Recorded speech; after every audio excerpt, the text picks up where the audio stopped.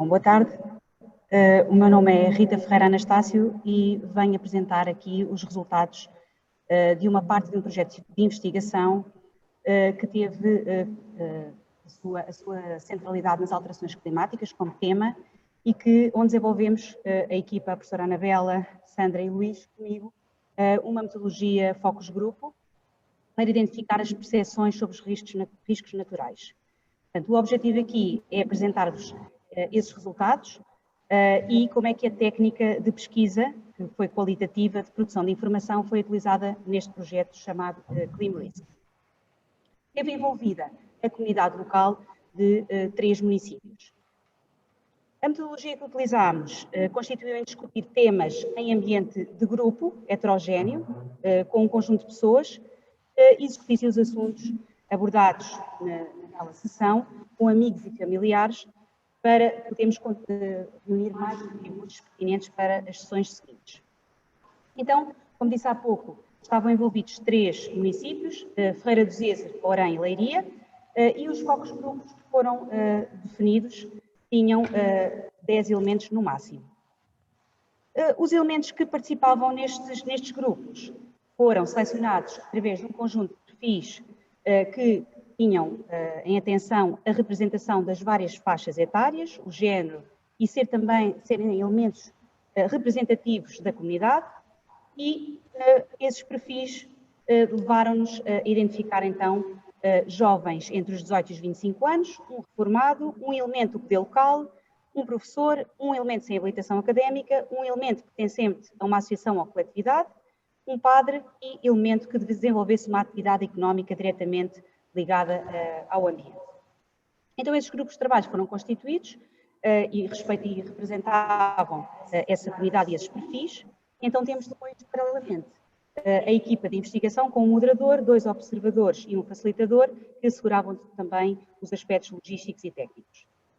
Bom, fizemos então 3 sessões. Na primeira sessão, eu vou descrever a sessão e apresentar de imediato os resultados dessa sessão. O objetivo aqui era identificar os riscos naturais, apresentar o projeto e explicar o funcionamento das sessões. A primeira atividade, identificar riscos naturais de maior relevância no seu concelho, de acordo com as experiências pessoais e profissionais dos membros do grupo, e identificámos então os riscos, incêndios ligados às florestas, inundações ligadas aos rios, deslizamentos de terras relacionados com as encostas, erosão costeira ligada ao mar, secas ligadas à temperatura e chuva e poluição da água ligada aos rios. E o que solicitámos foi que ordenassem em 3 níveis de prioridade, portanto, relacionado com o seu território, identificando então nas suas decisões porquê, os motivos e atribuindo uma cor vermelha para prioridade elevada, amarela para média e verde para baixa. E apresentamos então aqui os resultados, foram muito interessantes até em termos comparativos, e os riscos mais significativos que identificámos em Ferreira do Zezer, primeiro os incêndios, depois os deslizamentos de terra e secas, em Leiria, incêndios em primeiro lugar, poluição da água e erosão costeira, e em Orem, em primeiro lugar, os incêndios, poluição da água e secas. Esta era a percepção das pessoas que conhecem os seus territórios. Depois foram colocadas outras questões mais teóricas aos participantes, de uma forma individual, que eles responderam, e tem aqui então as 4 questões que depois analisámos os resultados, portanto a questão relativamente aos fenómenos, aos riscos identificados anteriormente, se eles tinham conhecimento que tivessem ocorrido no passado na região, se a comunidade e os indivíduos recebem informações do poder local sobre esses fenómenos, e se sim quais, e que informações gostariam que lhes transmitissem ao nível destes fenómenos. E por fim, quem deve atuar na prevenção dos fenómenos. A metodologia adotada em termos científicos foi a utilização, portanto, foi de natureza qualitativa e foi efetuada através do software WebIDEA e categorizámos as respostas.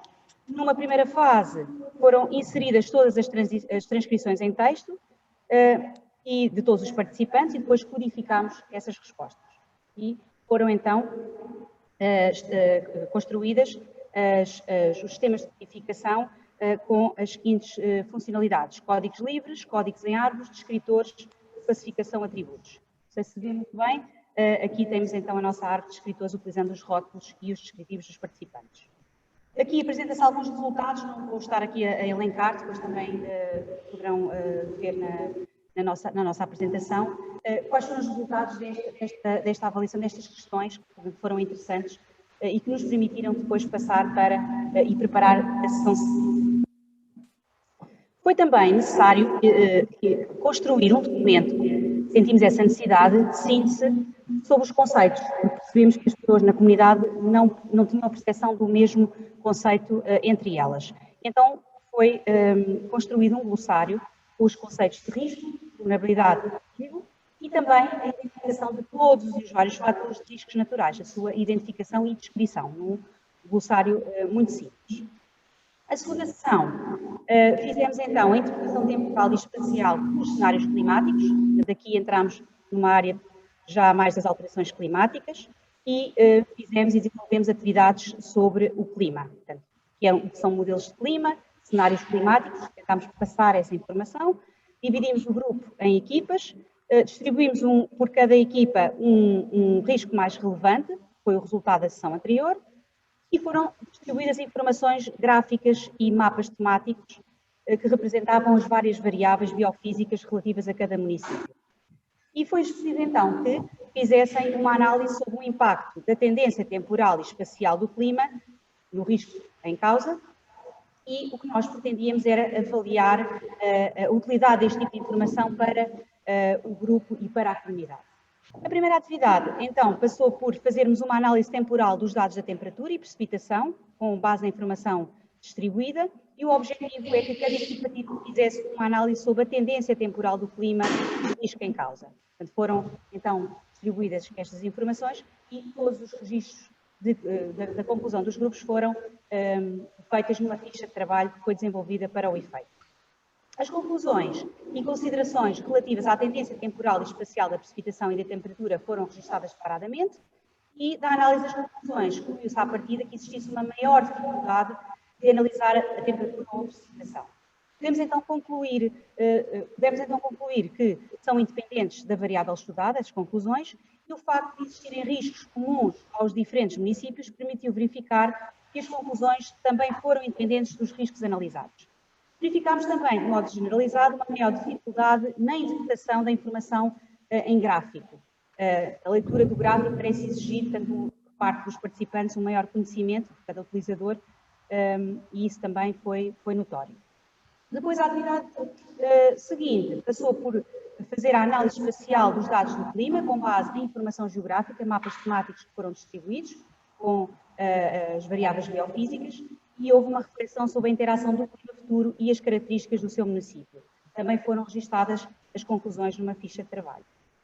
Verificámos então, com esta análise, que foi muito mais fácil de realizar, os participantes estavam mais familiarizados com este tipo de informação em forma de mapa, e o facto da informação estar relacionada com o seu conceito também foi determinante para uma melhor interpretação da tendência do risco, e porque existia também o conhecimento do território. As conclusões que as equipas registavam foram sendo melhoradas à medida que a discussão ia avançando e que a atividade ia avançando, estavam mais à vontade, e esta atividade foi muito importante porque contribuiu com pistas sobre qual a melhor forma para depois, na fase seguinte, disponibilizarmos a informação climática. Assim também como a necessidade de criar uma cultura de interpretação de informação climática junto das comunidades. Foi também solicitado aos participantes que apresentassem sugestões de como melhorar a informação dos modelos de clima e do território, de modo a estar mais acessível ao número de cidadãos. Portanto, houve também um pedido de propostas de medidas de adaptação às alterações climáticas e foi sugerido que fizessem essa discussão e essa recolha junto também da comunidade e de famílias e amigos. E também a forma e o formato como gostariam de ter divulgados os resultados e as medidas deste projeto pela comunidade. Na sessão seguinte, então, na última sessão, da terceira, o que fizemos foi discutir as medidas apresentadas que nos foram chegando e foram analisadas então e discutidas, num conjunto alargado, essas medidas de adaptação às alterações climáticas que foram propostas pela comunidade e fomos, ponto a ponto, analisar todas as boas práticas ambientais, medida a medida, e discutindo a sua pertinência. E a linguagem como devia ser utilizada de forma a ser compreendida por todos. Então o objetivo foi compilarmos essa informação num documento, que seria o veículo de informação útil para tornar as populações mais resilientes ao risco climático e também para contribuir para um aumento da consciência ambiental coletiva. O formato do documento, depois de fazermos a consulta, foi uma agenda A5 e que pode ser impressa por qualquer pessoa, e portanto foi formatada para poder ser impressa diretamente e descarregada na internet. Terminado este estruturado do documento, este foi designado de Manual de Boas Práticas. Portanto, o Manual de Boas Práticas foi estruturado em três pontos, não diria capítulos, mas três partes. O primeiro, onde fizemos menção ao clima futuro e medidas de adaptação, as perspectivas do clima futuro na região centro, estamos a trabalhar em municípios da região centro, medidas de adaptação a seguir pela população em geral, por fator climático, depois as medidas a implementar pelos gestores do território, portanto, numa lógica mais profissional, e, por fim, como organizar a sua família para uma situação de emergência. Então, preparámos um kit também de emergência, um básico e um de primeiros socorros, com o objetivo também de dar essa informação à comunidade. E o objetivo deste manual foi despertar e estimular em cada um dos seus leitores e utilizadores a importância da autoproteção. Portanto, foi este o resultado, que pode depois também ser consultado no site do projeto.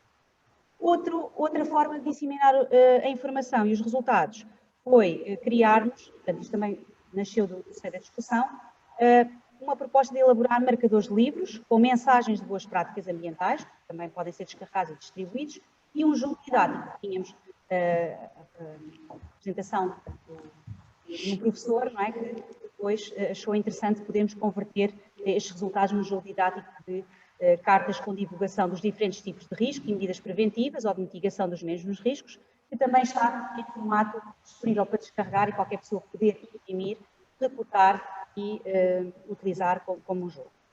As principais conclusões foi que esta aplicação que utilizámos da técnica do focus grupo ao tema das alterações climáticas foi uma mais-valia do ponto de vista dos contributos da comunidade para as questões mais práticas das alterações climáticas e que vai de encontro àquilo que nós estudámos em termos da proposta de Morgan em 97, que definiu como uma componente essencial.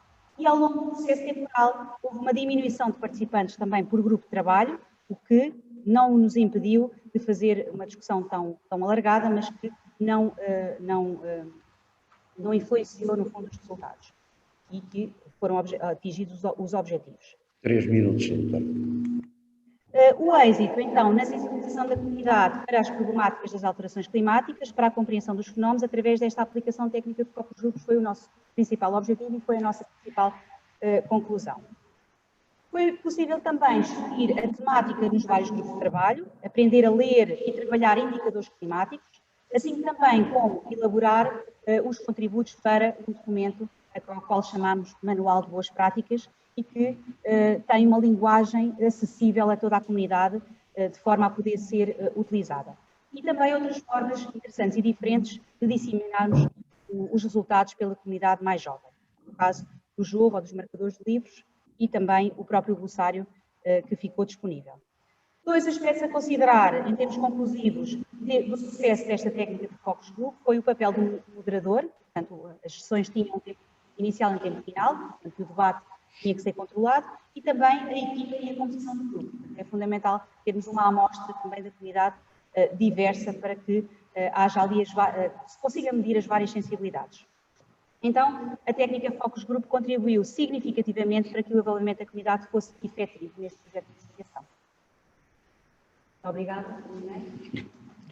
Muito obrigado pela sua esclarecedora apresentação e muito obrigado por ter cumprido escrupulosamente o tempo distribuído. O debate será agendado exatamente para o fim do painel. Muito obrigado, Sr. Doutor. Ora bem, vamos então agora apresentar a seguinte comunicação. A percepção do risco de acidentes graves em estabelecimentos Seveso, Refinaria de Matosinhos. Bem, boa tarde a todos. O meu nome é Miguel Sousa. Estou aqui como aluno da Faculdade Civil, juntamente com os meus colegas Teresa Lencastre e Rui Rocha, e o apoio do professor Bruno Martins. E vimos apresentar uma comunicação relativa à percepção de risco em estabelecimentos Seveso, com casos publicados na refinaria de Matosinhos.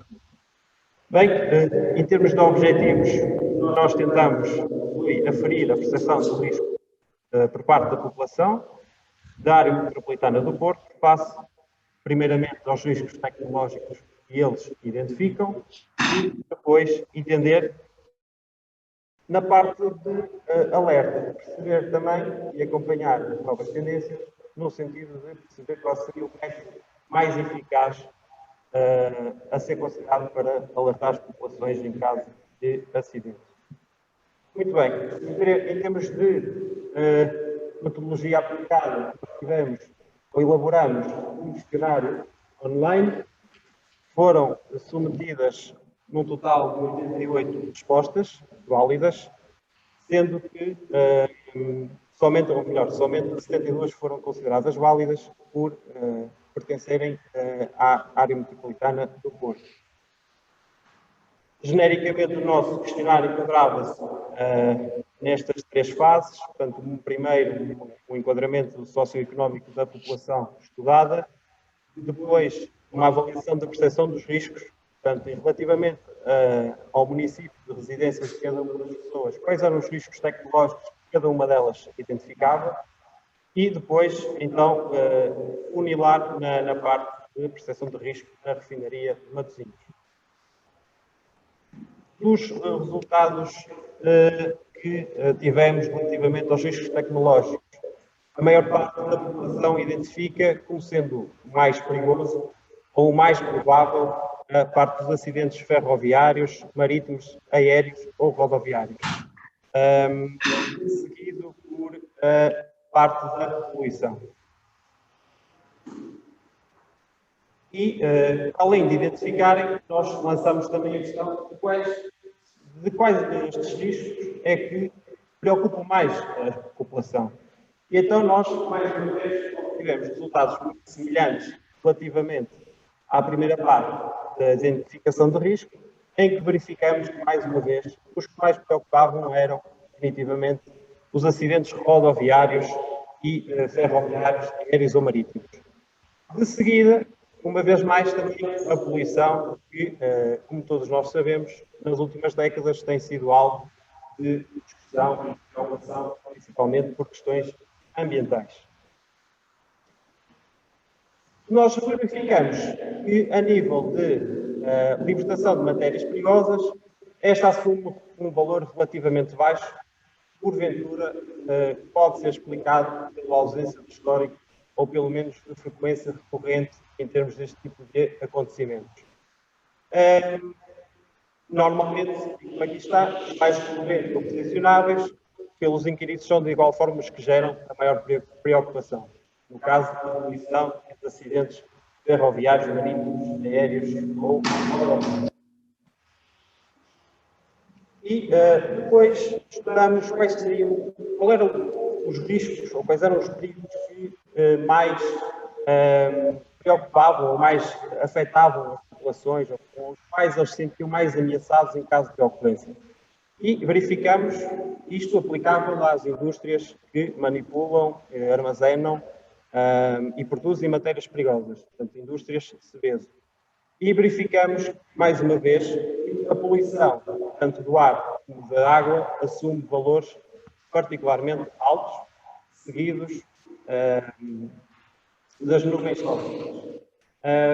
Isto foi um motivo de curiosidade, porque nós aplicamos o mesmo questionário depois à refinaria de Matosinhos e são relativamente parecidos, se bem que existe aqui um incremento no valor na parte da explosão e do incêndio relativamente ao inquérito mais geral. Portanto, isto foi um dado que nós consideramos bastante interessante, o porquê de isto ter surgido. Relativamente à refinaria, os que mais preocupam em termos de perigos são também a poluição do ar e das nuvens tóxicas, para além da parte também da poluição da água. Mais uma vez, em sintonia com o que tínhamos verificado anteriormente, as pessoas percepcionam e preocupam-se muito com a parte da poluição e das nuvens tóxicas. Esta parte da poluição poderá ser, de certa forma, explicada pelas inúmeras ocorrências que já foram noticiadas, por libertação de resíduos nas praias, as conhecidas descargas, que agora vêm sendo a ser tratadas, mas que isso poderá influenciar, talvez pela parte de ser noticiado, a percepção das pessoas. De igual forma, existe uma preocupação relativamente maior da percepção de risco, existe uma maior percepção de risco relativamente à refinaria de Matosinhos em comparação com outras refinarias do país. Depois, percebemos então que existe a necessidade de estudar a parte da sensibilização e da alerta, bem como a sensação de apoio em caso de acidente. E verificamos que, a nível de sensibilização, as pessoas depositam maior confiança na Agência Portuguesa do Ambiente, na APA, na Proteção Civil e na própria refinaria e na Câmara de Matosinhos, na Câmara Municipal. Na parte do alerta, vemos que as pessoas confiam essencialmente na Câmara Municipal e na Proteção Civil. Portanto, sendo estas as duas entidades eleitas para se proceder a este mecanismo. Portanto, em caso de acidente, os inquiridos revelam maior confiança nesta fase, nestas duas entidades. É curioso depois observar que, no apoio pós-catástrofe, ou pós-acidente, os inquiridos revelam, acima de tudo, uma maior confiança na Proteção Civil, uma vez mais, mas que, de resto, relativamente às outras entidades, a confiança é, de certa forma, baixa, o que também nos permite tirar aqui algumas relações importantes. O método de alerta, que nós também averiguamos qual seria o método mais eficaz para alertar as populações e, de certa forma, vindo talvez confirmar a evolução e a aplicação das novas tecnologias ao serviço da Proteção Civil, verificou-se que o alerta por SMS seria, de facto, o meio escolhido de eleição com grande vantagem relativamente às restantes. Temos os métodos mais tradicionais que estão previstos no planeamento de emergência, com os sinais sonoros ou com a difusão através da rádio locais e nacionais, mas vemos que o alerta por mensagem telefónica é escolhido como mais eficaz para se avisar a população. Muito bem, nós verificamos numa pergunta muito direta em que cerca de 90% dos inquiridos nunca ter recebido ou ter acesso à informação aos riscos presentes na refinaria de Matosinhos e os respectivos comportamentos em caso de emergência e medidas de autoproteção. E isso foi também uma chave que consideramos bastante importante no nosso trabalho. Para além de, apesar desta confiança, da sensibilização, verificamos que os valores são relativamente baixos e que, de tal forma, isto permite também tirar aqui algumas conclusões para o futuro. Como disse, a difusão de SMS foi escolhida como um método de alerta mais eficaz. Poderá, de alguma forma, validar a solução encontrada pela Autoridade Nacional de Emergência e Proteção Civil, que já utiliza este método quando estamos em situações de alta perigosidade de incêndios rurais. E verificamos também que o apoio após o acidente é percepcionado de uma forma muito genérica como sendo baixo. Ou seja, as pessoas têm a sensação de... Sr. Doutor, 3 minutos. 3 minutos, melhor. E após o acidente, terão por apoio por parte das entidades públicas. Portanto, isto foi também uma importante ponto do nosso trabalho. Muito bem. Uma vez que este risco tecnológico não é muito recorrente, pode ser essa a explicação para as pessoas percepcionarem de uma forma menos frequente. Este inquérito também nos comprovou que existe uma grande afinidade entre a refinaria de Matosinhos e a percepção das pessoas com o facto daquela indústria estar associada a fenómenos de poluição, tanto hídrica como de emissão de gases. E a nossa grande conclusão é que, efetivamente, para tornarmos as nossas comunidades mais resilientes, é que, atendendo aos resultados do inquérito, nós temos que reforçar os planos de comunicação de risco e a modernizar os sistemas de alerta comunitário à semelhança do que já ocorre em outros municípios, em que têm já sistemas comunitários de alerta, por exemplo, de tsunami. Portanto, nós consideramos que seja este o ponto-chave a trabalhar no futuro, portanto, em termos de planos de comunicação para as populações, de melhor forma podemos chegar às populações para nos prevenirmos e para sabermos atuar em caso de emergência. Agradeço já a todos a vossa atenção. Obrigado. Muito obrigado pela sua comunicação extraordinariamente esclarecedora, porque temos que tomar em linha de conta que realmente Matosinhos é um ponto nevrálgico em termos de risco. E recordo aqui o exercício Golfinho em 1992, onde estive a representar as biomédicas e onde se fez um exercício exatamente com um problema ligado à refinaria. Muito obrigado pela sua comunicação.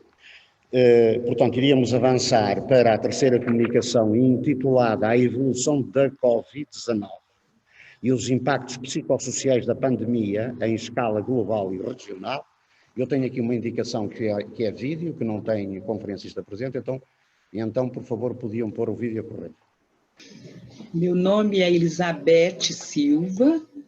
Estou muito feliz por estar participando do 5º Congresso Internacional de Riscos, Contributos da Ciência para a Redução do Risco, Agir hoje para proteger o amanhã. O nosso trabalho, ele fala sobre a evolução da Covid-19 e os impactos psicossociais da pandemia em escala global e regional.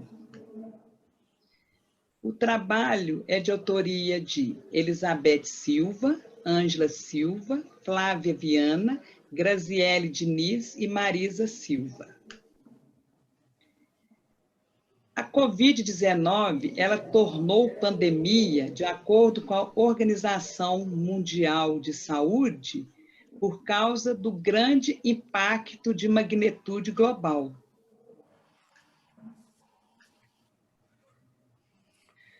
Nós vimos uma relevância em desenvolver um estudo deste cenário com a documentação das repercussões relacionadas à pandemia na expectativa do surgimento de estratégias de combate aos agravos e prevenção aos riscos relacionados à evolução epidemiológica no Brasil e no mundo. Este gráfico, ele mostra o grau de relevância da doença no mundo, o que nos trouxe essa expectativa para esse trabalho. Os objetivos é apresentar os resultados da coleta de dados relacionada à evolução da Covid-19 e analisar os impactos psicossociais relacionados com a pandemia Covid-19. A metodologia que nós usamos foi uma análise comparativa dos boletins epidemiológicos, instituições governamentais e plataformas de revistas científicas. Para Crepaldi, o coronavírus tem sido uma grave crise sanitária, com vários danos psicológicos.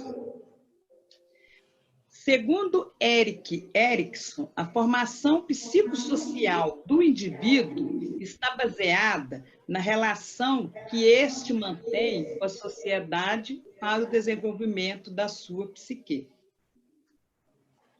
O risco de transmissão do vírus associado com isolamento social gerou impactos psicossociais.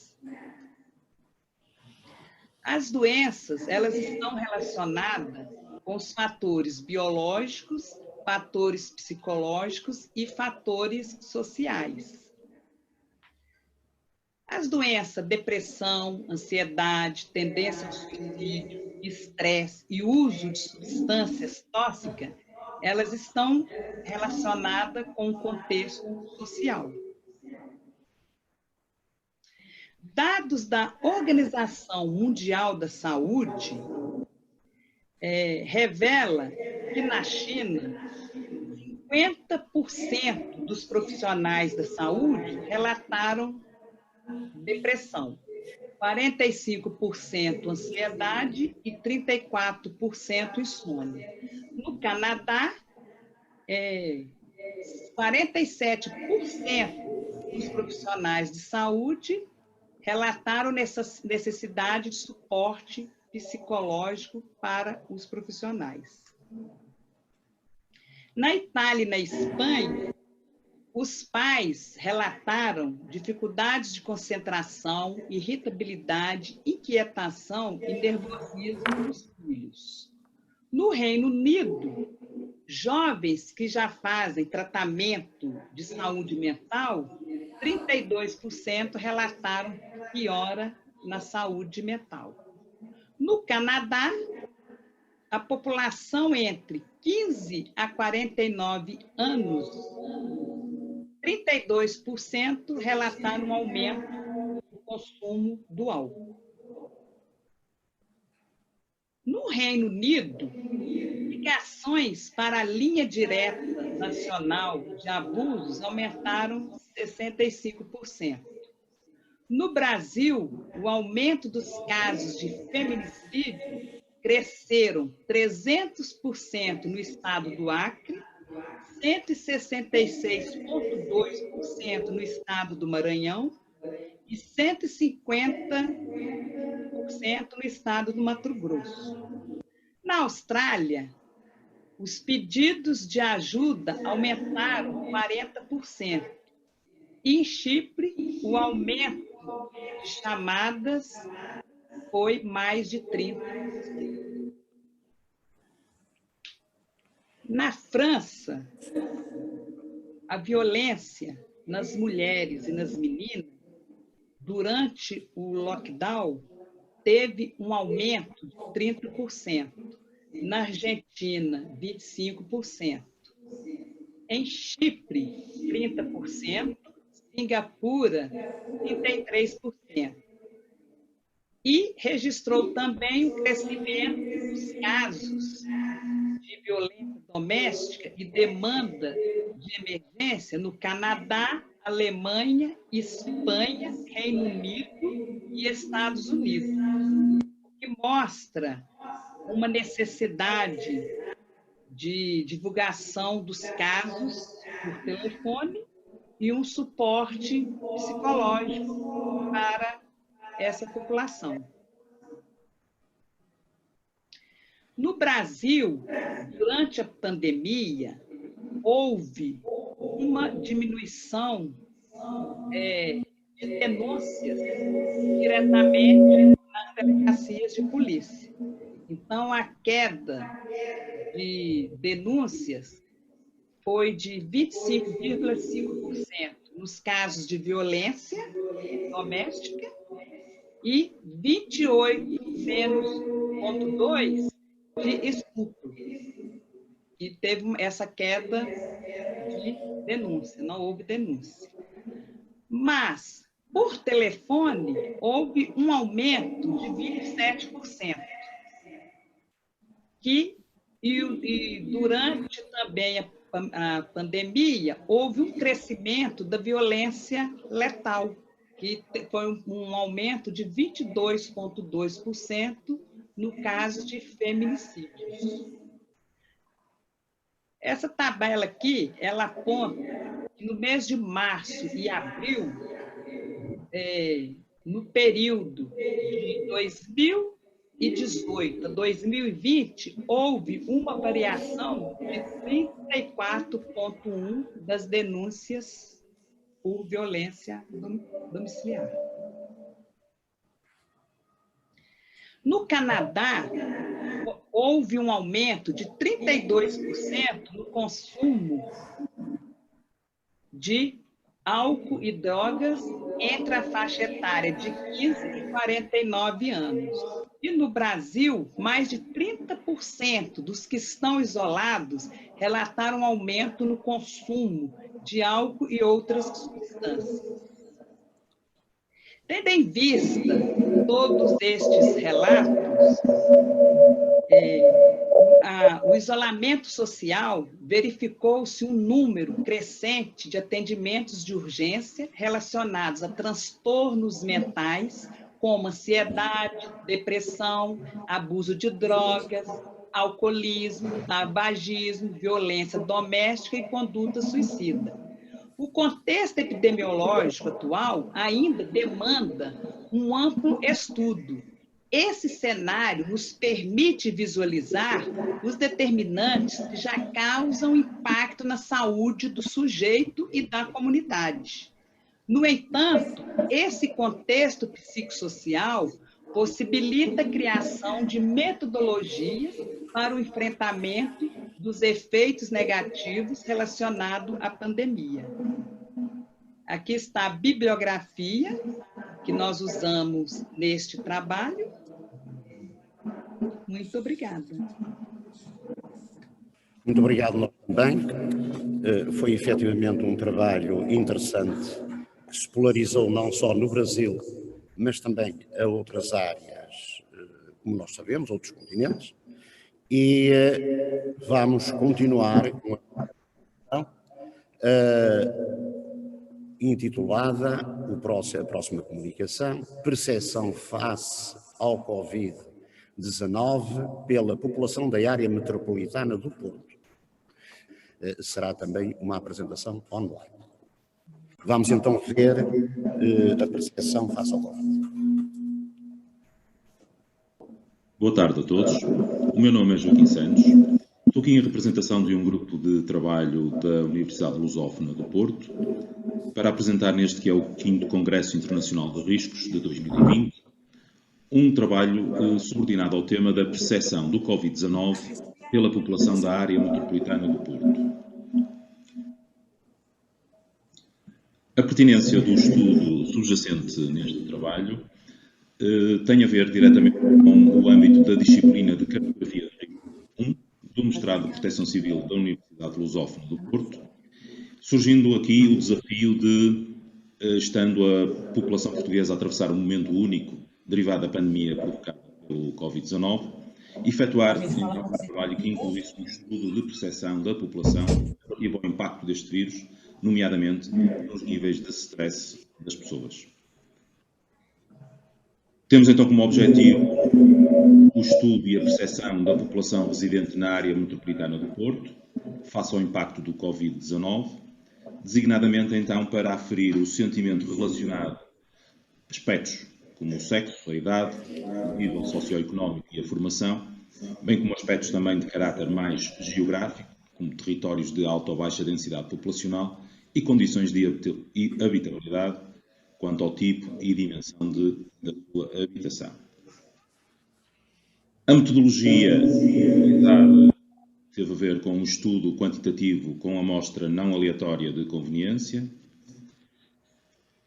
um questionário com 17 questões intitulado Percepção da Covid-19 na área metropolitana do Porto, que foi lançado em 15 de abril em pleno estado de emergência em Portugal.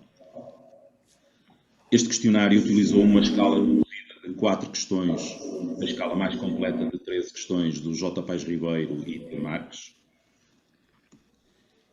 e resultando 325 respostas oriundas de 70 freguesias de 10 concelhos do Distrito do Porto, que passaremos a analisar de seguida.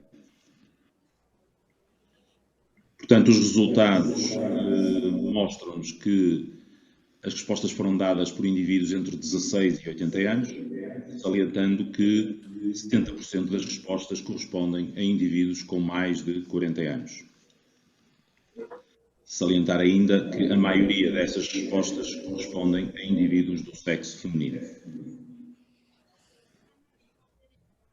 A distribuição de respostas por concelho são apresentadas no presente gráfico.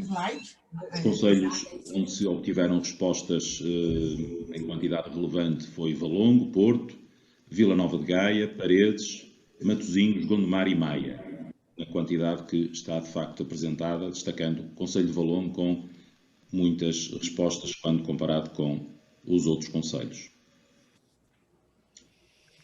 O nível de stress por concelho é representado neste gráfico que podemos ver agora, de destacar que quase todos os concelhos se situam à volta do nível médio de stress, apenas Vila Nova de Gaia e Matosinhos ligeiramente acima, sendo que Paredes e Maia ligeiramente abaixo da média apresentada pela linha verde. O nível de stress global está representado no presente gráfico, de destacar que há 4 níveis de avaliação de stress, o baixo, o moderado, o elevado e o máximo, e que entre baixo e moderado as respostas correspondem a 72%. Apresentando de seguida uma análise dos resultados obtidos, mais detalhada e de acordo com a idade, o sexo, o tipo de habitação e o nível de escolaridade da população inquirida, é de destacar, como pode ser verificado na distribuição dos níveis de stress por faixa etária, que o número de inquiridos que revelaram baixo nível de stress aumenta com a idade e que são os adolescentes que revelam maior ansiedade.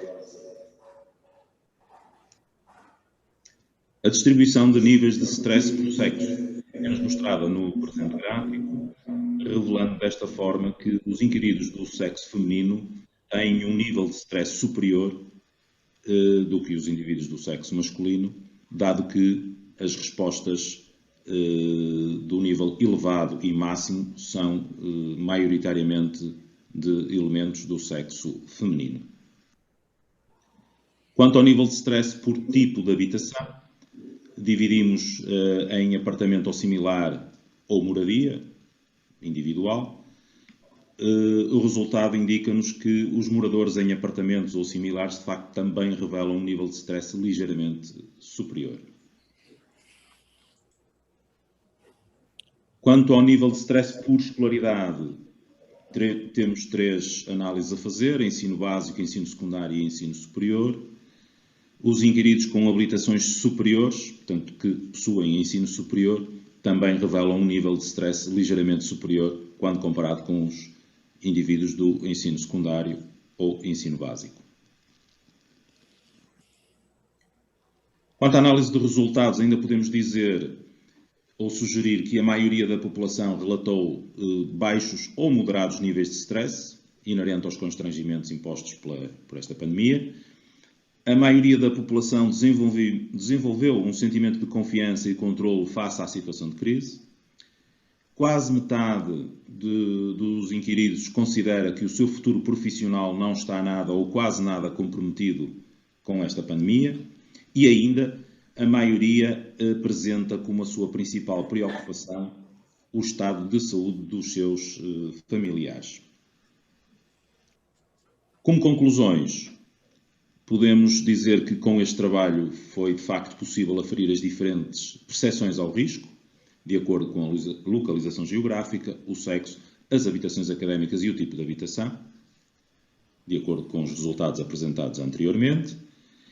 E a partir destes resultados, obviamente que se tem mais informação face à forma como a população percepciona a pandemia e, portanto, pode-se contribuir para uma mais eficiente estratégia de comunicação para o risco por parte dos organismos centrais e regionais na eventualidade de ocorrência de uma segunda vaga pandémica.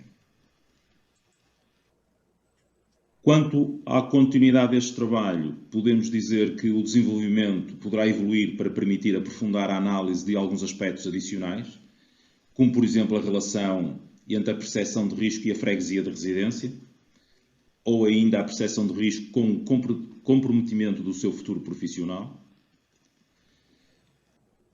Quer neste trabalho, se o mesmo for continuado como é previsível, ou em trabalhos futuros, poderá ser utilizada uma escala de percepção de stress mais completa, com mais itens. Como referido anteriormente, a escala foi reduzida de 4 itens, ela poderá ir até 13, permitindo uma análise mais fina dos resultados. E como consequência deste trabalho, poderá também ser equacionada a possibilidade de se realizar um novo questionário semelhante, dirigido à mesma população-alvo, e comparar os resultados obtidos num período de tempo determinado. Por exemplo, emitir um questionário semelhante dentro de um ano ou, por exemplo, fora do período pandémico e comparar assim os resultados obtidos nos dois estudos. Muito obrigado. Coloco-me à disposição para alguma questão. Muito obrigado nós pela apresentação, por este trabalho, que realmente é muito interessante e, sobretudo, chama-nos aqui a atenção para que muitas vezes nós só temos a informação oficial. E a informação oficial pauta-se por uma política oficial. Este tipo de trabalhos são fundamentais porque, além de se localizarem em áreas muito específicas e, portanto, geograficamente bem localizadas, com problemas muito diferentes de uns locais para outros, são trabalhos de alto mérito e, sobretudo, muito interesse para se ter uma percepção global de tudo aquilo que se passa no país. Vamos então continuar e a indicação que eu tenho aqui é uma comunicação sobre a análise do risco da inclusão da malária em Moçambique, tomando em consideração a variável precipitação no ano 2019. Faça favor. Quero dizer-vos que os problemas da malária são problemas... Eu sou um velho delegado de saúde, antigo delegado de saúde, comecei a minha vida por ser delegado de saúde e tinha sobre a minha orientação um posto de tratamento antimalárico. E tínhamos muita gente que tinha, na altura, as pessoas que tinham vindo do ultramar, e mesmo antigos combatentes nossos, e, portanto, nós fomos obrigados muitas vezes a tratar os doentes muito tempo com na altura era a resoquina, que era a cloroquina, e depois mais tarde com a hidroxicloroquina. E, portanto, estes problemas, portanto, a malária e outras situações desta natureza são realmente muito importantes e temos que agradecer às pessoas que se dedicam a este tipo de estudo. E este é interessante porque tem aqui a inclusão da malária em Moçambique, tomando em consideração a variável de precipitação no ano de 2019.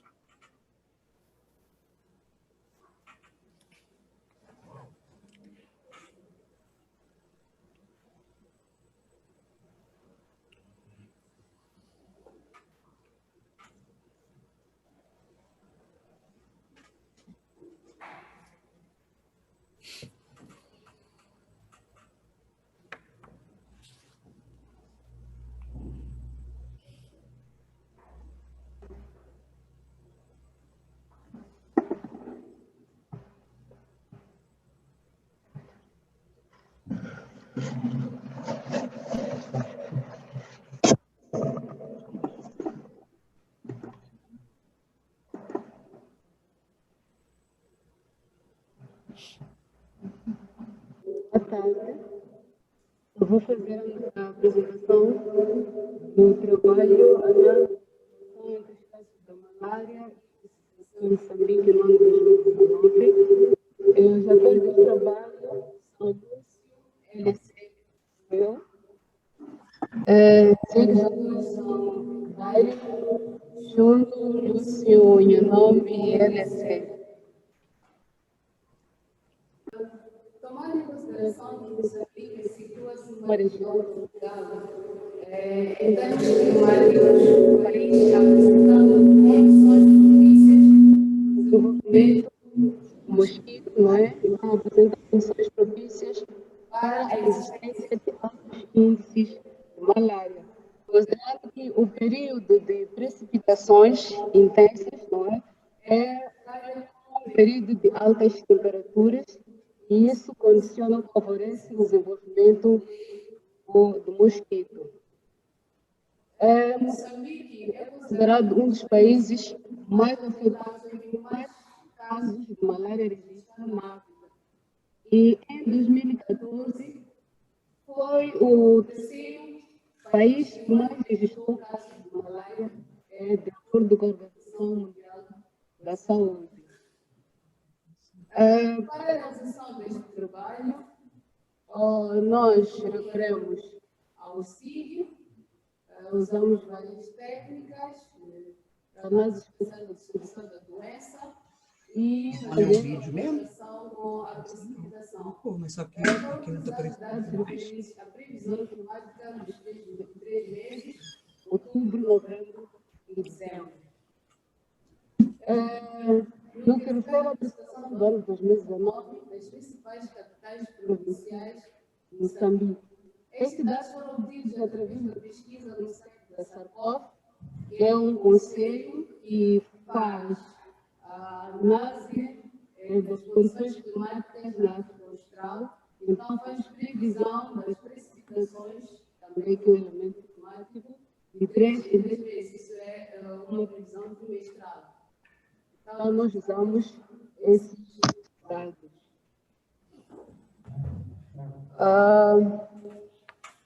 E para fazer a correlação, nós consideramos esses dados, não é? Que de 0 a 0,19, quando fizemos a correlação, consideramos como uma correlação muito fraca, e de 0 a 20 a 0,39, uma correlação fraca, de 0 a 40 a 0,69, uma correlação moderada, de 0 a 50 a 0,89, forte, e por fim de 0 a 90 a 1, consideramos uma correlação forte.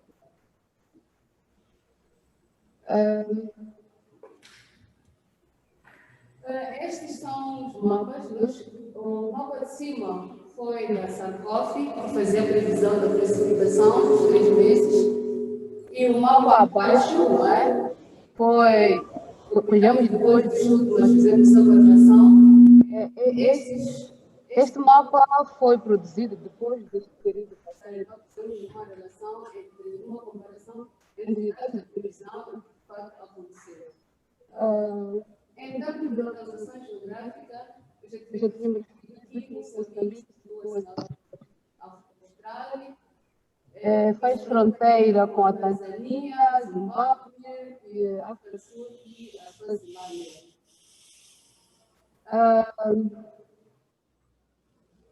Como vinha dizendo, Moçambique apresenta casos elevados de malária. Nós estamos a fazer um estudo, relacionando os números e a precipitação. Mas achei interessante trazer isto, porque Moçambique, desde 2010, introduziu a distribuição de mosquiteira para mulheres grávidas. Se quando a mulher fosse ao centro de saúde, abrir a ficha dos a primeira consulta pré-natal, então, se estiver realmente grávida, dá uma rede de mosquiteiro. Então, isto vem acontecendo até hoje.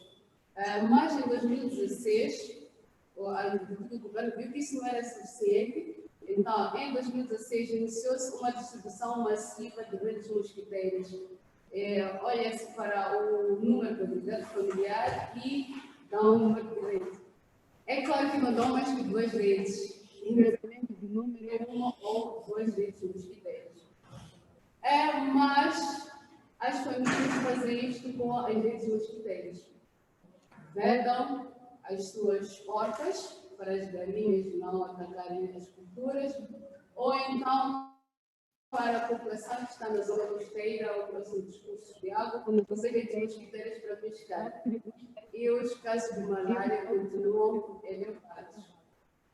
E algumas dessas famílias, quando entrevistamos por que usamos redes mosquiteiras para proteger a cultura, não eles mesmos, ou então para pescar, eles diziam que não era possível usar as redes dormindo na esteira,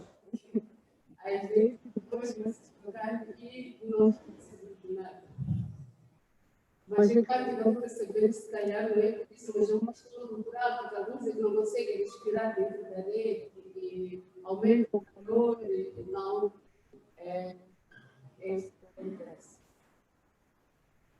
Então, nós temos aqui o gráfico, o primeiro gráfico, que faz a relação entre os casos da malária e a precipitação. Então, nós temos aqui os dados da precipitação, nós temos aqui, desculpa, os dados da precipitação e aqui o número de casos de malária. Podemos perceber que as cidades que registraram maiores números são Beira, a cidade da Beira, Sofala, temos aqui a cidade de Quilomane, que é uma das cidades mais afetadas, temos aqui a cidade de Nampula e também a cidade de Lixinga. Então, de acordo com as cidades, podemos verificar que as cidades mais afetadas localizam-se no centro e norte do país. E aqui temos o gráfico, ainda fazemos mesmo a mesma apresentação, e aqui com os dados médicos.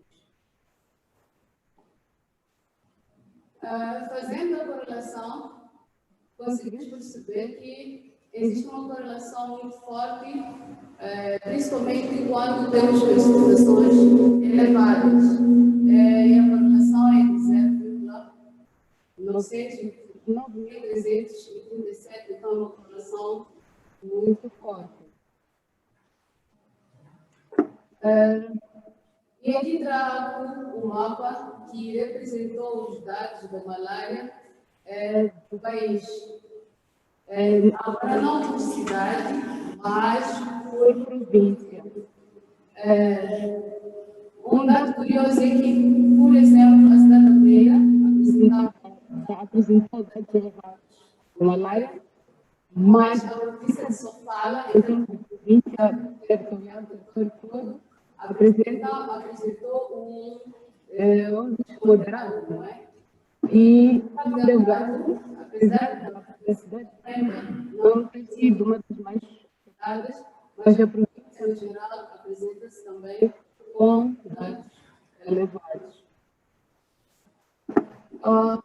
Em jeito de conclusão, o regime de precipitação pluvial também apresentou uma variação. A região do sul apresenta níveis baixos de precipitação, enquanto a região centro do norte apresenta precipitação elevada. Os números de malária apresentam um crescimento da região sul para o norte. Ou seja, nas anos gráficos tanto da precipitação, assim como os dados da malária, percebe-se que as regiões que apresentam níveis elevados de precipitação também apresentam níveis elevados de casos de malária para o período de março. Os dados mostram que há uma correlação muito forte entre a precipitação e os casos da malária seguinte, mas quando a precipitação aumenta, os casos da malária também aumentam. Muito obrigada.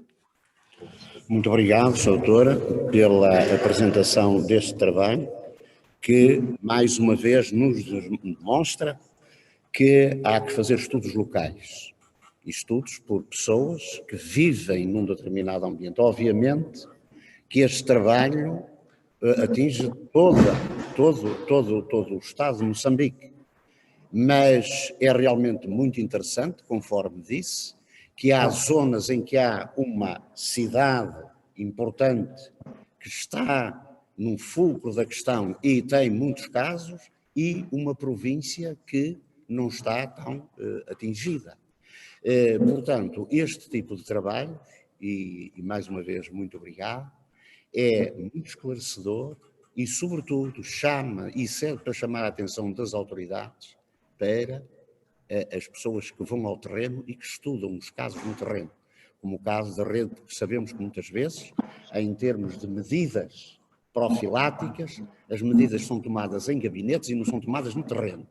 E depois depois não se consegue ter aquilo que nós melhor pretendíamos, como o caso dos mosquiteiros, não é? a medida é tomada para ser distribuída e depois não é bem utilizada. Não é bem utilizada porque há que ter a consciência da realidade das coisas. Muito obrigado. Vamos então passar para a penúltima apresentação, que se intitula O Conflito Socioambiental da Cidade de Volta Redonda, Relações entre Saúde e Exposição aos Resíduos Siderúrgicos da Companhia Siderúrgica Nacional. Não sei se tem... Faça favor. Boa tarde a todos. Meu nome é Elisa Borges, eu sou professora do Departamento de Psicologia da Universidade Federal Fluminense, na cidade de Volta Redonda, no Rio de Janeiro. E essa apresentação se refere a uma pesquisa que foi desenvolvida junto aos moradores de um condomínio chamado Volta Grande 4, que é localizado na cidade de Volta Redonda, em função da presença de um depósito de resíduos tóxicos da Companhia Siderúrgica Nacional, chamada CSN, daqui para frente vou me referir a ela como CSN, nesse território. Eu estou apresentando o trabalho em meu nome, em nome da Gilmara Costa Silva, da Fiocruz, que não pôde estar presente. Bom, a proposta da pesquisa surgiu a partir de um projeto ampliado da Fundação Oswaldo Cruz, a Fiocruz, do Rio de Janeiro, e ele engloba a avaliação ambiental, clínica, nutricional e toxicológica da população residente nesse condomínio, e nasceu de uma parceria entre a Fiocruz e a Secretaria Municipal de Saúde de Volta Redonda, a partir de uma demanda do Ministério Público Federal do Brasil. O pedido do Ministério Público se deu em função de uma ação civil pública, a partir da qual foi identificada a necessidade da análise do depósito de resíduos da CSN e seus potenciais efeitos à saúde. E a Fiocruz, então, ficou encarregada de fazer esse estudo. A parte da pesquisa que eu vou apresentar aqui se refere à dimensão psicossocial. Se debruça em questões que dizem respeito à experiência, aos modos de andar a vida, à compreensão sobre os riscos socioambientais das pessoas que estão expostas nesse condomínio. Volta Redonda é uma cidade de aproximadamente 260 mil habitantes, muito conhecida a partir da Companhia Siderúrgica Nacional, a CSN, que foi instalada na cidade em 1941. A CSN marcou o início do processo de industrialização no Brasil. E podemos dizer que toda a população de Volta Redonda, ainda hoje, possui, direta ou indiretamente, uma forte ligação com a siderúrgica, porque a empresa contribuiu de maneira fundamental para a construção da cidade. Volta Redonda é uma cidade em função da CSN, que é tida no imaginário social dos habitantes como a grande mãe. E no Brasil ela é conhecida como a cidade do aço. Tudo lá, as ruas, as praças, até o time de futebol fazem menção à CSN, né? Ao aço.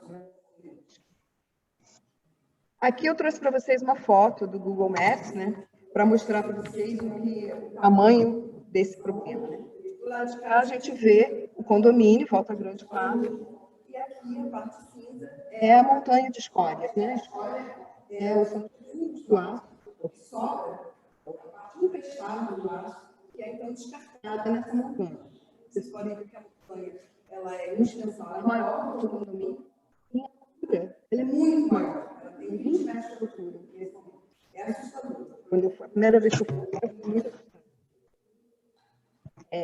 Esses resíduos eles estão muito próximos das casas, das escolas, das praças, dos lugares de circulação dos moradores, em geral, né, desse condomínio. E o que separa a comunidade do depósito de resíduos é um muro bastante baixo, 6 metros de altura, imagina, em função de uma montanha que tem 20 metros, né? E já houve várias pesquisas desse solo e a confirmação de que existem substâncias potencialmente prejudiciais à saúde.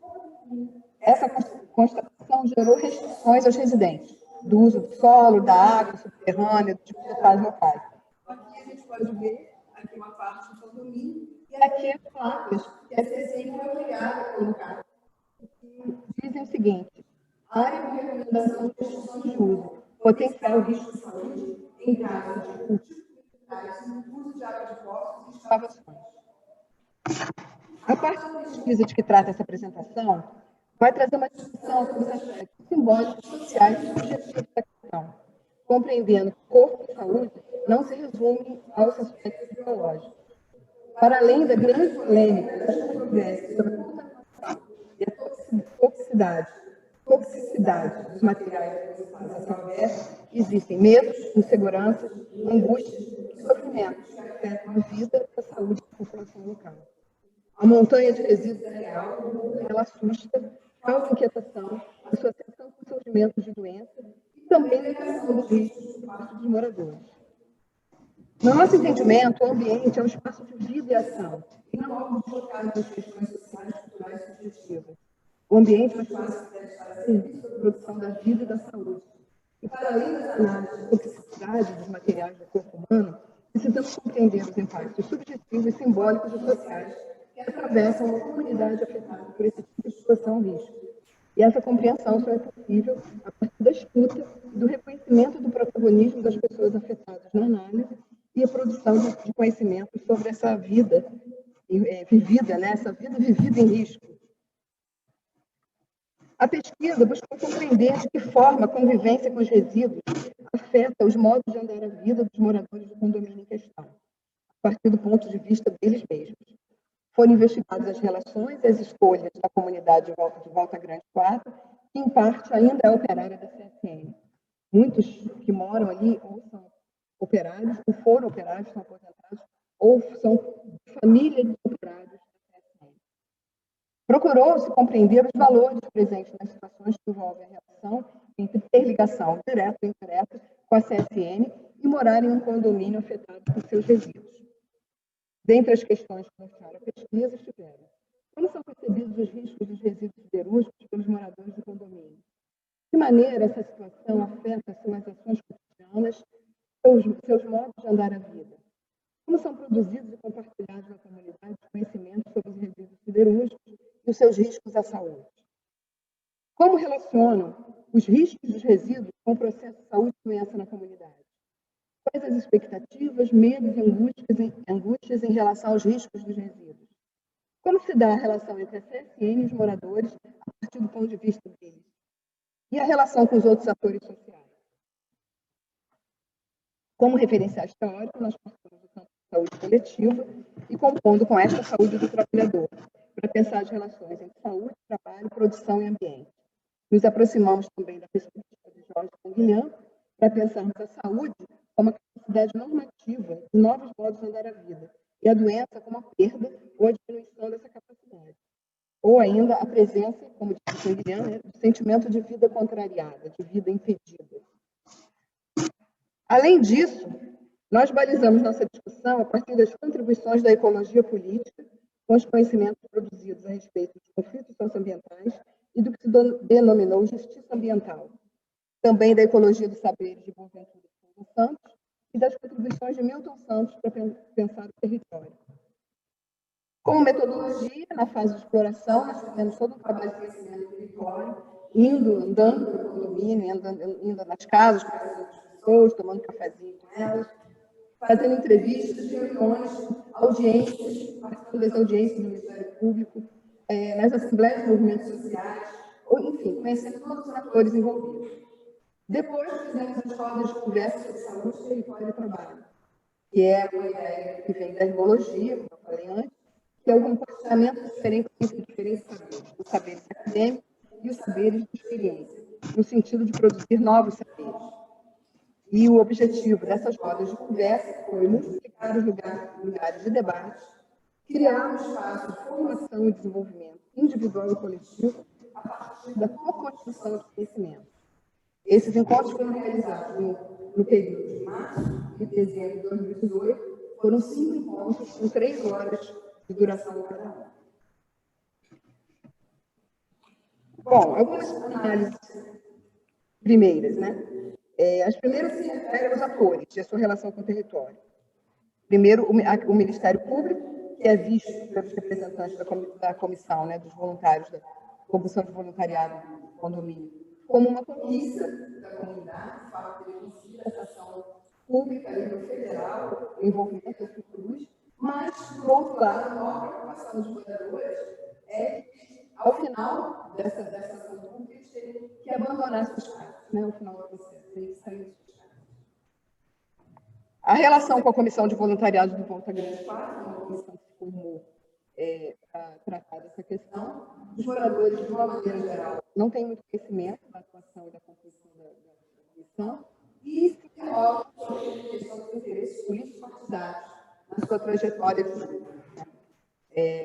Especialmente nas eleições, especialmente as eleições municipais, que estão acontecendo agora no Brasil, nas eleições que estão agora em novembro, esse assunto vem à tona, o assunto dessas histórias da CSN, parece ter uma grande relevância na mídia, mas depois que acabam as eleições, some de novo da mídia e cai no esquecimento.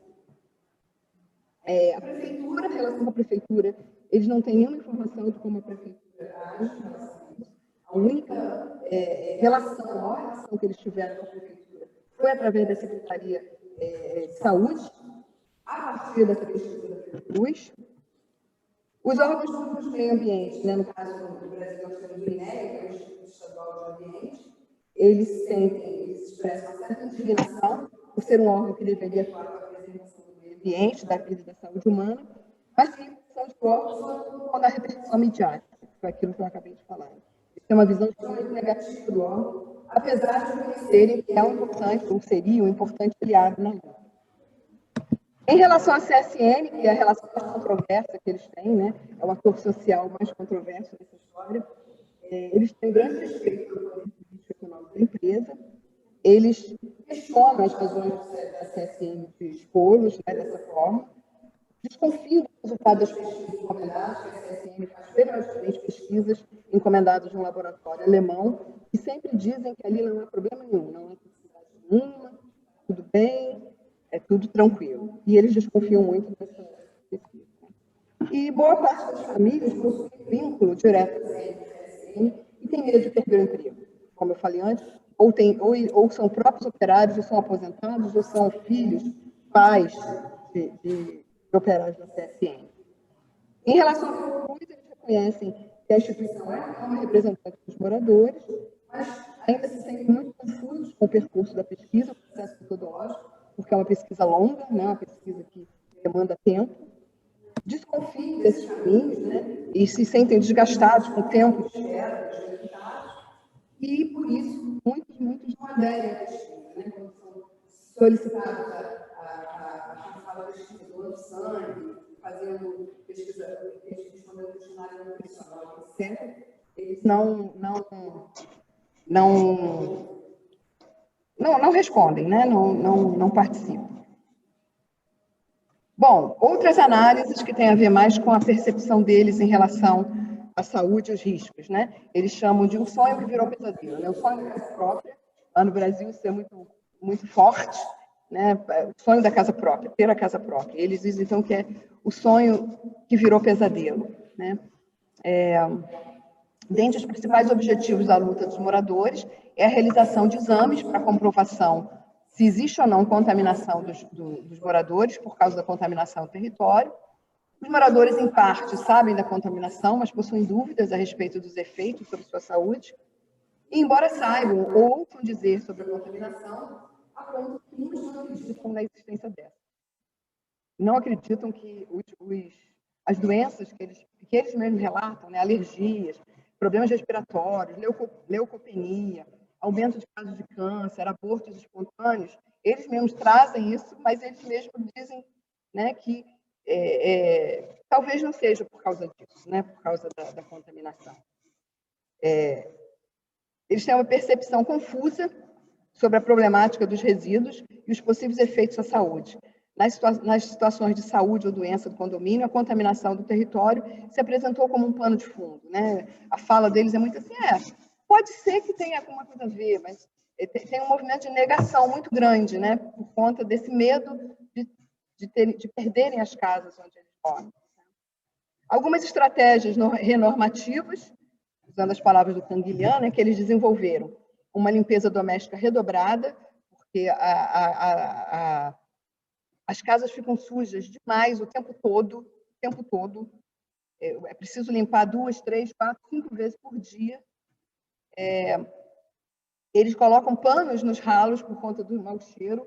As casas têm um mau cheiro muito grande por causa de fluidos que saem do solo e que saem pelos ralos. Eles compram terra para plantar, eles querem botar plantas em casa, então eles põem sempre em terra que eles compram fora, para não usar a terra que eles imaginam que estejam contaminadas, né? E o sentimento de vida contrariada, né? Da vida podada pelo meio, como diz o Campião. Aí eu trouxe aqui algumas falas, só para ilustrar. Vou ser sincero, triste, porque assim, como a gente gosta de flor, né? Não pode colocar nem inteiro, não pode nem aproveitar a terra. Só nos vasos que a gente pode. Outra fala, alguns sentem vergonha, sentem-se humilhados, frustrados, com direitos violados. E a fala mais reveladora disso, de tudo isso, é: eu comprei uma casa própria e vivo um pesadelo hoje, né? Porque não posso vender meu imóvel, porque está desvalorizado. Tentem vender, ele falou, para que você vai vender seu imóvel se você mora em cima do lixão? Eles apresentam um misto de sentimentos e pontos de vista sobre a situação vivenciada. Ora dizem que gostam de morar no condomínio e que não tem nada a reclamar. Ora sinalizam as imposições do meio e as limitações da vida, de vida e preocupações com a saúde. E também falam de uma certa naturalização da poluição, né? Volta Redonda é assim mesmo, Volta Redonda é assim mesmo, é toda cheia de poeira. Todo lugar em Volta Redonda é assim. Eles se confrontam cotidianamente com as restrições do uso do território, com a desvalorização econômica e simbólica de seus imóveis, os interesses políticos partidários nos anos de eleições, falta de informações sobre a situação do condomínio e as possíveis formas de habitar o território. Sentem sempre a iminência de terem que sair de suas casas e o conflito entre lutar pela saúde e o medo de perder o emprego.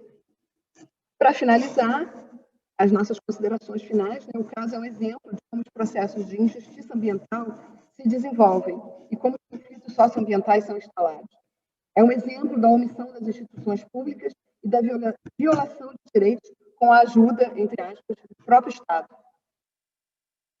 Esse caso expõe a vulnerabilização da população, a falta de acesso às informações e de esclarecimentos, a exposição socialmente desproporcional dos riscos aos resíduos, a disputa desigual pelo uso do território. Um exemplo de uma sociedade pautada pelo lucro e pelo poder econômico, os valores de mercado são sempre colocados acima dos valores do bem comum. É um caso que envolve discussões sobre os efeitos da industrialização na saúde das pessoas e do ambiente, sobre o conflito com o trabalho, sobre os diferentes saberes e poderes que estão envolvidos nos casos de conflito socioambiental, sobre o território, para além de algo geográfico, estrutural, mas também subjetivo, existencial e relacional. Tem um minuto ainda? Eu só queria que concluísse a apresentação da pesquisa é essa, né? Que foi feita em 2018, mas agora, de 2019 para cá, nós tivemos uma mudança nessa forma do Ministério Público lidar com a questão, porque essa montanha de história, 20 metros de altura, ela está a menos de 100 metros do Rio Paraíba do Sul, que é um rio que banha os estados do Rio de Janeiro, São Paulo e Minas Gerais, os 3 maiores estados do Brasil, né, em termos econômicos, e ameaça, então, desabar sobre esse rio e contaminar a água que serve a 10 milhões de pessoas, que é mais ou menos a população de Portugal inteira, né? Então, o Ministério Público agora está mais preocupado em fazer com que o CSN desmonte aquela montanha de história por causa do Rio Paraíba do Sul do que por causa do condomínio Volta Grande. O que, se for feito, os moradores também vão ser beneficiados. Mas é só para vocês saberem que, espero que não, mas que é possível que haja uma grande tragédia ambiental no Brasil nos próximos anos. Os especialistas em solo dizem que não é mais uma questão de quando, se vai cair no Rio Paraíba do Sul, mas sim de quando vai cair. Então, agora existe uma pressa para acabar com essa montanha de escória, porque ela está ameaçando desabar no Rio Paraíba do Sul. Muito obrigada, gente, pela atenção de vocês. Muito obrigado, nós, pela sua, e gratos ficamos por essa sua comunicação. E eu estou a lembrar-me que, lamentavelmente, aqui em Portugal acontece o mesmo. Eu sou natural de São Pedro da Cova, que teve uma indústria de extração mineira que poluiu aquela terra toda durante anos e anos, e ainda ultimamente, há alguns anos, fomos brindados por termos lá um cemitério de escória aliás, que vinha até de outros lados e que foi lá depositado. E exatamente, São Pedro da Cova não tem 10 milhões de habitantes, obviamente, mas tem 20 e tal mil habitantes e muitos dos efluentes no subsolo sofreram a contaminação desse tipo de escola. Portanto, isto chama-nos a atenção para problemas que são transversais e para os quais todos nós devemos estar muito atentos. Vamos então encerrar este painel com a apresentação de um vídeo subordinado ao título A Segurança Alimentar e a Redução de Riscos de Desastres. Olá, meu nome é Amanda Alves Queiroga, eu sou mestranda do Programa de Pós-Graduação em Desenvolvimento e Meio Ambiente, PRODEMA, da UFPB, Universidade Federal da Paraíba, aqui na Paraíba, no Brasil. Esse trabalho foi feito em conjunto com a também mestranda do PRODEMA, UFPB, Maiane Barbalho da Luz, e com o nosso orientador, o professor doutor Amilcar José Almeida Filgueira. O título do nosso trabalho é A Segurança Alimentar e a Redução de Riscos de Desastres, RRD. Então, as mudanças climáticas, elas têm trazido vários desafios à população global. Né? Diversos desastres, a gente pode citar inundações, enchentes, eles têm acometido diversos locais, deixando grandes devastações, causando grandes perdas, tanto humanas quanto econômicas, tanto ambientais também, para a população mundial. Então, a gestão de risco a desastres relacionados com fenômenos naturais, normalmente ela é dada com mais enfoque, né, com maior visibilidade nas cidades, né, no ambiente urbano. Mas existe um setor que tem sido constantemente afetado por esses desastres e que é de fundamental importância para a manutenção da nossa vida, que é o setor da segurança alimentar. De acordo com um estudo feito entre os anos de 2003 e 2013, realizado pela Organização das Nações Unidas para a Alimentação e Agricultura, a FAO, dos impactos provenientes de um desastre, cerca de 22% é sobre o setor agrícola. Então, o desastre, quando ele acontece, ele interfere, ele impacta na infraestrutura associada, né, e transporte dos alimentos para os supermercados. Também afeta os cultivos, né, causando um impacto muito grande na renda de pequenos agricultores que dependem desses cultivos para a sua sobrevivência. E também afetam os preços dos alimentos, né, que eles se elevam, afetando a importação e também a exportação. Então, investir na gestão para a redução de riscos de desastres é também investir na segurança alimentar. O objetivo do nosso trabalho, né, foi fazer um levantamento bibliográfico acerca da relação entre segurança alimentar e desastres e observar quais ações têm sido desenvolvidas pelos países visando a redução de riscos de desastres, né, e a segurança alimentar e nutricional. Eu vou trazer aqui dois conceitos que são norteadores para a gente entender melhor essa pesquisa, que é o conceito de redução de riscos de desastres, RRD, que se trata, né, do conceito e a prática de reduzir o risco de desastres através de esforços sistemáticos voltados à análise e gestão dos fatores causais dos desastres, que inclui a redução de grau de exposição à ameaça, a diminuição da vulnerabilidade da população e da propriedade, manejo sensível do solo e meio ambiente e a melhoria do preparo para eventos adversos.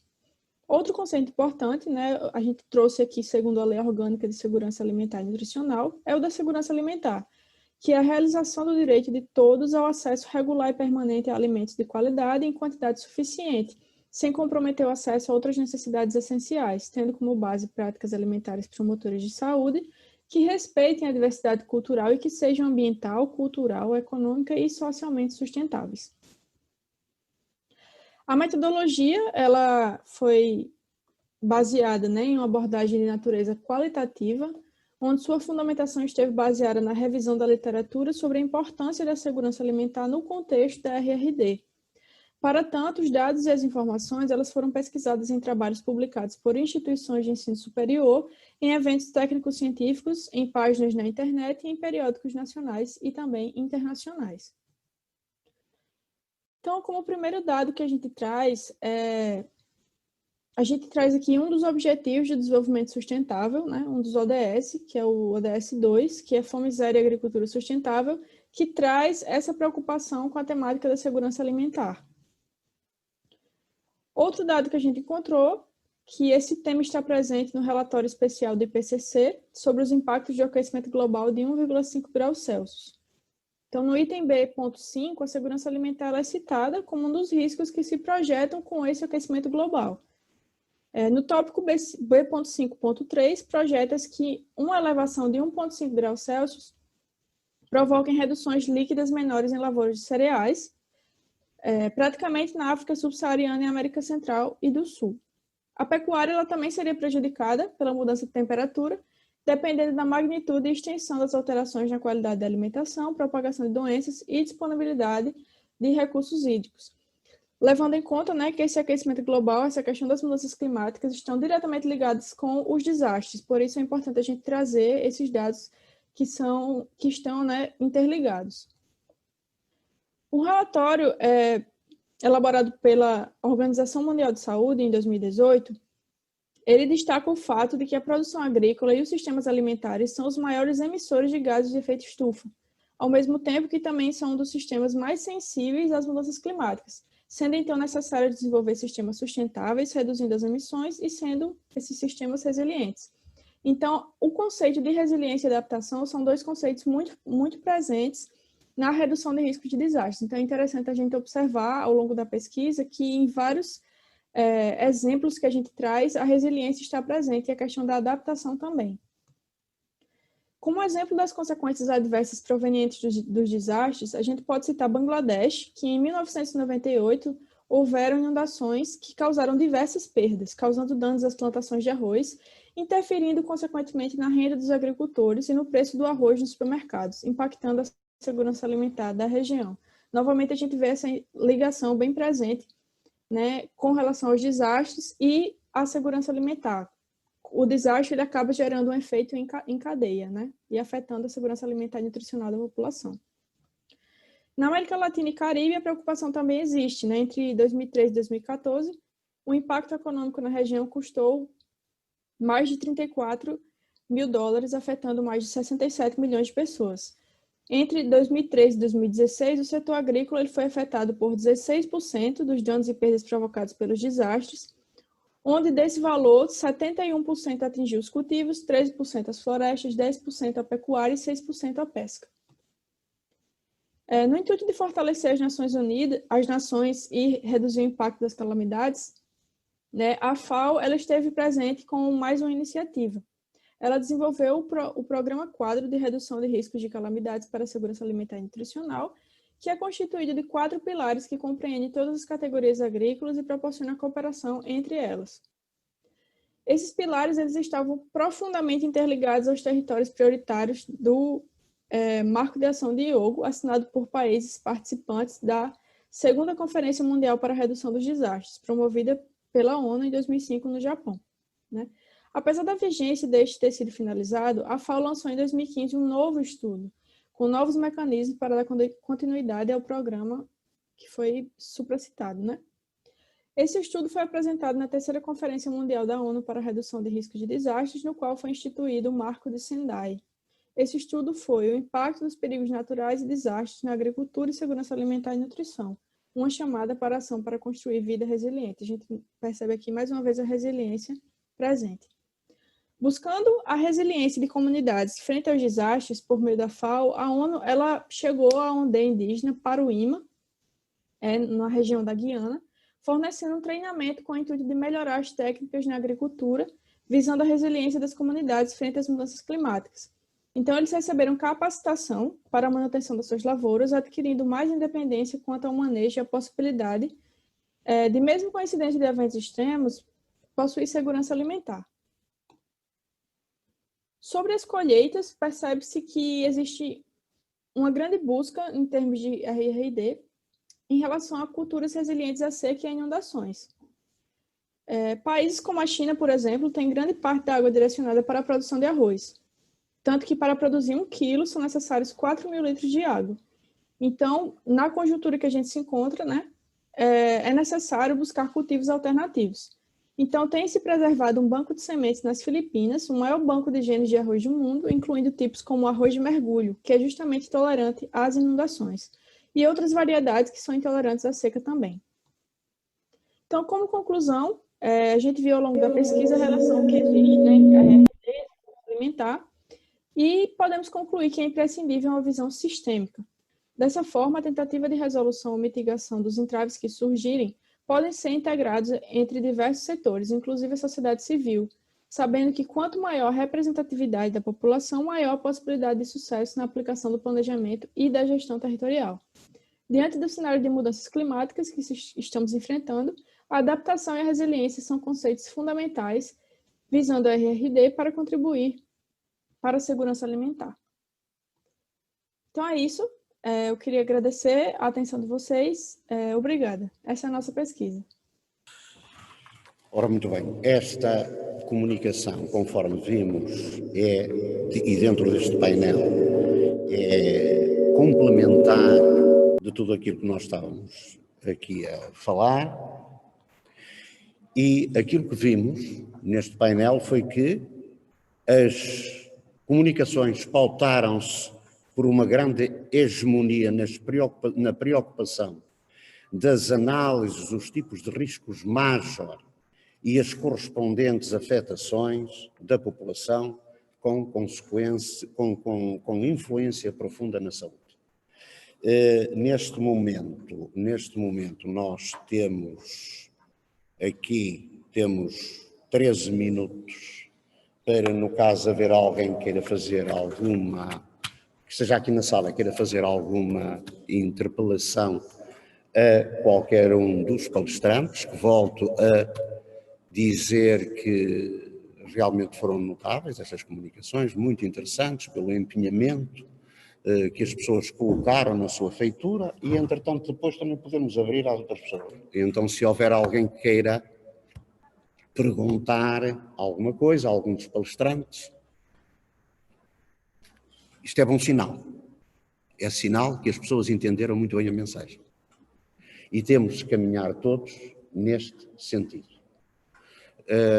Infelizmente, as situações de catástrofe são situações gravíssimas, e eu falo-vos na situação de ter sido o fundador e o criador do mestrado de Medicina de Catástrofe nas Biomédicas, e fui comandante de bombeiros muitos anos. Eu sou presidente da direção de uma associação humanitária e sou presidente da Assembleia Geral da Federação de Bombeiros do Distrito do Porto, isto para dizer que estamos sempre com o risco em cima de nós. E isto é um trabalho de todos, até porque, como sabem, e na atual epidemia de Covid, há muita coisa certa, mas também se diz muita asneira.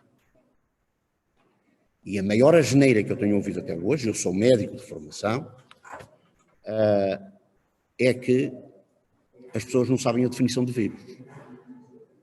As pessoas responsáveis. Não estou a falar, ninguém é obrigado a saber. Agora, os responsáveis são obrigados a saber. Meus caríssimos amigos, alguma pergunta a fazer? Está tudo bem? Pronto, então vamos tomar um café.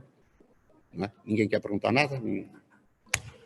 Olha, e mais uma vez, muito obrigado a todos estarem aqui presentes. Realmente estas sessões assim como partilhadas e partilhadas assim com metade das pessoas em casa e outras metade aqui, mas pronto, é o que temos, é aquilo que nos abriu. Portanto, cá estamos, nesta. Muito obrigado. Vamos então todos tomar qualquer coisa, aguardar agora o reinício. Eu penso que temos agora um intervalo até para não dizer asneiras, até às 4h30, não é? Temos meia hora de intervalo. Muito obrigado mais uma vez. Muito obrigado. Muito obrigado. Mas assim é bonito. Muito bonito. Muito Obrigada. Muito obrigado. Muito obrigado.